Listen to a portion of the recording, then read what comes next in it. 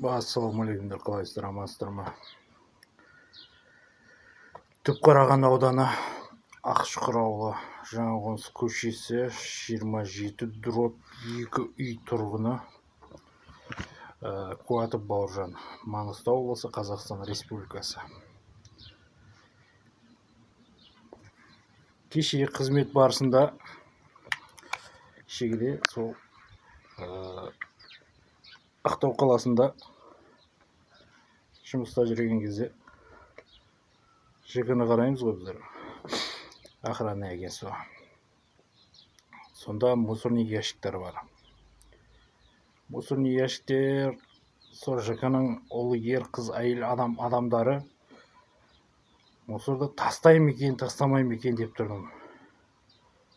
Былай деп қараған кезде мусорный ящиктерде месті бар, мешокті алып сыртына қойып кеткен. Сосын содан кейін былай деп сырттан қарадым. Мен жұмыс істеп жатқан кезде қойып кеткен да. Сөйтіп жаңа кімдерге бір ол ер адам, ұлты қазақ болуы мүмкін, Қытай, корей, жапондарға ұқсайды. Жарай, жақсы, рахмет, сау болыңыздар. Қазір хабарласамын.